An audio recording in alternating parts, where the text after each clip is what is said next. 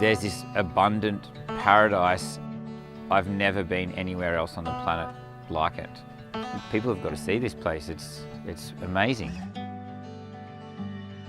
For the last couple of days on Flinders Island, we've been swimming, diving, foraging, surfing and fishing, bit of shooting, camping, gathering of ingredients. The guys went and weaned the calves. It's activity central, to be honest. The locals of the island have definitely looked after us.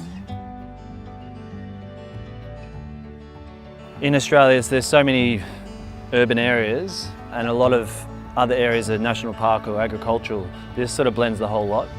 I've never seen such an abundance of wild food. The oceans are full of crayfish and abalone and fish. The shorelines are covered in different mollusks. The fauna and flora is amazing. I've found heaps of different plants that I forage for in Western Australia or Victoria, but they taste different here. They're better.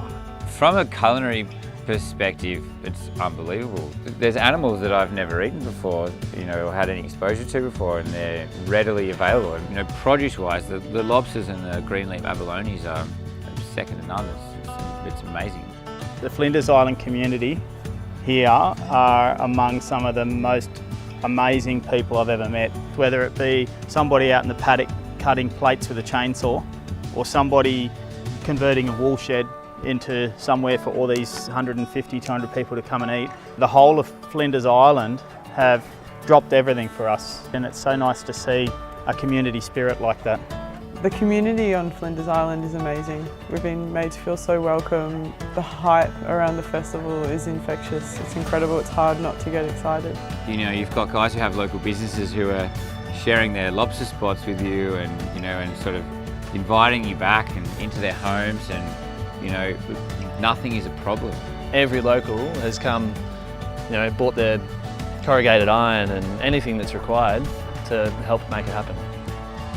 Collaborating on the menu was really exciting because there's not one dish that anyone owns. We've sort of thrown around ingredients and ideas and techniques. To cook together is really awesome, and we've all learnt from each other, which has been a really fun experience. Everyone has their little specialty, so there's definitely no squabbling. There's more talk about creating a community and leaving our restaurants behind and living here forever. We've come to this sheep property. Now we're cooking lamb in a bed of seaweed on an old gate that we found on the property. It's very fluid and it's very sort of as we go, which is a nice way to cook. That's when real creativity sets in, I think.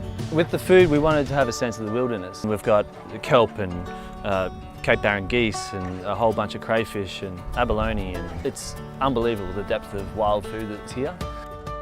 If it's an event that's not an event, it'll get better and better. When events are raw like this, and when events are really focused on ingredients and people, that's when they work. We're using gates to cook on. We're using whatever's already here. We want everything that we do here to stay here. We've represented it with this first one as a lunch, but it's been a week of activities, and that's the whole idea, is to sort of permeate throughout the community and try and engage as much with the people who live here.